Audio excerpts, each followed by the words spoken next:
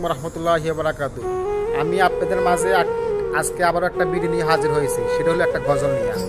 সাবধানে থাকিও নারী পর্দার আড়ালে, সাবধানে থাকিও নারী পর্দার আড়ালে।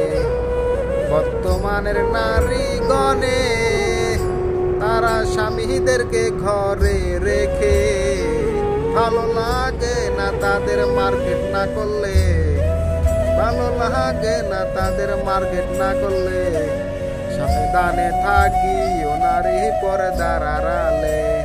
এই যুগের নারীগণে তারা ঠোঁটে গায়ে আলতা মেখে, রূপের ব্যবসা করে তারা শহরে চলে। তাদের স্থান হবে জাহান্নামেতে। আসসালামু আলাইকুম রহমতুল্লাহি ওয়া বারাকাতুহু। আমি আবারও আপনাদের মাঝে একটা ভিডিও নিয়ে হাজির হয়েছি। সেটা হলো একটা গজল। সে গজলটা হলো, আমার নবী প্রাণের নবী গো, আপনি হইলেন জান্নাতের সরদার। যে দেখেছে আপনাকে ধন্য সে জীবন পূর্ণ, সে দিও দেখা জীবনে একবার। আমার নবী প্রাণের নবী গো, আপনি হইলেন জান্নাতের সরদার। আসসালামু আলাইকুম রাহমাতুল্লাহি ওয়া বারাকাতুহু। আমি আবারও আপনাদের মাঝে একটা ভিডিও নিয়ে হাজির হয়েছি। সেটা হলো আপনাদেরকে আজকে একটা আজান শোনাবো। আল্লাহু আকবার, আল্লাহু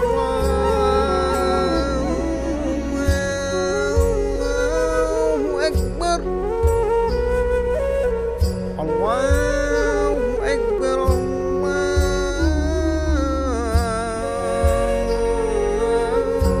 আকবার। আশহাদু আল্লা ইলাহা ইল্লাল্লাহ,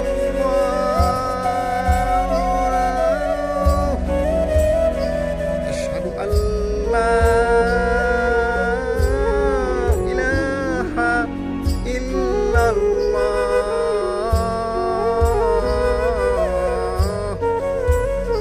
আশহাদু আন্না মুহাম্মাদার রাসূলুল্লাহ,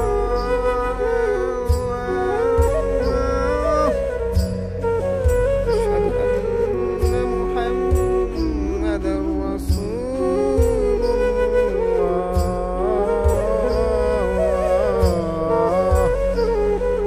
হাইয়া আলাস সালাহ,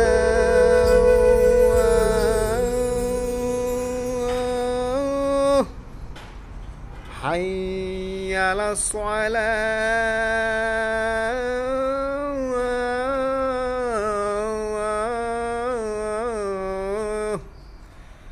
হাইয়া আলাল ফালাহ,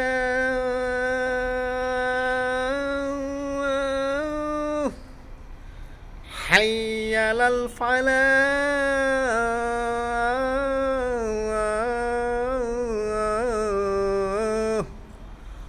আল্লাহু আকবার, আল্লাহু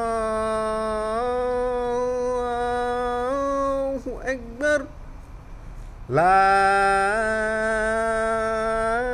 ইলাহা ইল্লাল্লাহ।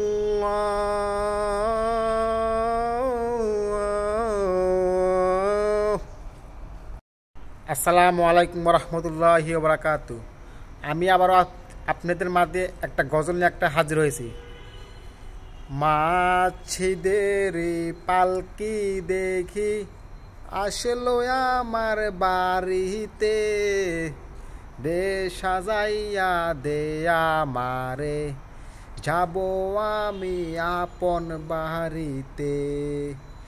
বাপ ভাইয়ের সাথে ছিলাম, কথা বলতো পান খুলে, আজকে কেন নিলায় আমায় কাঁদে গো করে। এতদিন ছিলাম খাট পালঙ্কে, ছিলাম এই না ঘরে, আর বুঝি হবে না কপালে, আর হবে না থাকা এই না ঘরেতে। কোথাও যাইবার ইচ্ছা হইলে যেতাম হেঁটে, আজকে কেন নিলায় আমায় কাঁদে গো করে।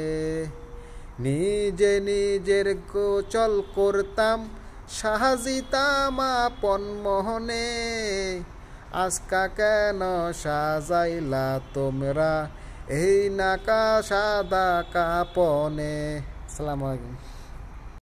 আসসালামু আলাইকুম রহমতুল্লাহি ওয়া বারাকাতু। আমাকে অনেকে প্রশ্ন করে, আমার দিকে অনেকে চায়া দেখে, আমাকে অনেকে প্রশ্ন করে যে ভাই আপনার চেহারাটা এত সুন্দর কীভাবে হলো। আমার দিকে যে কোনো লোকে চাইলে নূরে ঝলকায়। আমি আজকে একটা কথা বলবো যে আমার চেহারা আল্লাহ তাআলা কীভাবে সুন্দর করলেন। তাহলে আমি আপনাদেরকে একটা টপিক দিয়ে যাই। আপনি আপনার জীবনে আপনি কত কান্না করছেন, আপনি মার জন্য, বাপের জন্য, সন্তানের জন্য, আত্মীয় স্বজনের জন্য। আপনি কি একবার হাত দিয়ে বলতে পারবেন যে আল্লাহর জন্য আর নবীর জন্য আপনি একবারও কাঁদছেন?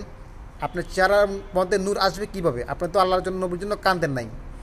আজকের থেকে আপনাদের সবার একটা কথা বলবো, নিশি রাত্রে নবীর জন্য আপনি কান্না করবেন, আল্লাহর জন্য কান্না করবেন, আপনার চেহারার ভিতরে নূরে ঝলকাবে। ঠিক আছে? আর বেশি বেশি করে দরুদ শরীফ পড়বেন, বেশি বেশি করে তওবা ইস্তেগফার করবেন। আল্লাহ তাআলা আপনার সব গুনাহগুলো আল্লাহ তাআলা আপনাকে ক্ষমা করে দেবে। আসসালামু আলাইকুম রহমতুল্লাহি ওয়া বারাকাতু। আমি আপনাদের কাছে আবার একটা ভিডিও নিয়ে হাজির হয়েছি। সেটা হলো আপনাদের কাছে একটা সামান্য একটা ওয়াজের মতন একটা এক্সাম্পল দেব সংক্ষেপে।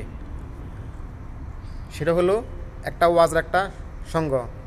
বিশ্বনবীর মা আমেনা বলেন, প্রতিদিন নিয়মিত যখন কুয়ার কারে আমি পানি আনতে যাওয়ার সঙ্গে সঙ্গে দেখতাম কুয়ার পানিগুলো অটোমেটিকভাবে উপরে উঠিয়ে থাকতো। কেন উঠিয়ে থাকতো?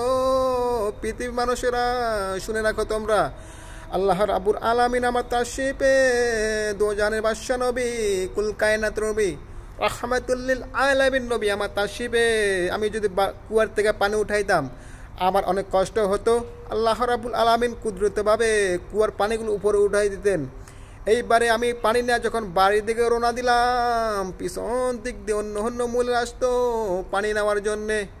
আয়সা দেখতো পানি আর উপরে নাই। শুধু তাই নয়, বিশ্বনবীর মা আমেনা বলেন, আমি বিশ্বনবীকে যখন বাড়ির মধ্যে বসাছিলাম, একটা বড় হিংস্র পানি বাঘ এসে আমাকে সালাম দিয়ে গেল। বাঘ কীভাবে আবার সালামকে দেয়, এটাইকে মানুষকে বুঝাতে ছিল, হে পৃথিবীর মানুষেরা, বাঘ হইয়া মানুষ চিনতে পারলো আর আমরা উম্মত হইয়া নবী চিনতে পারলাম না। বাঘ এসা বলে, আসসালামু আলাইকুম আইয়ুহান নাবিকুম সাল্লাল্লাহু আলাইহি ওয়াসাল্লাম। বাঘ হইয়া হিংস্র পানি হইয়া নবী চিনতে পারলো আর আমরা উম্মত হইয়া নবী চিনতে পারলাম না। আসসালামু আলাইকুম।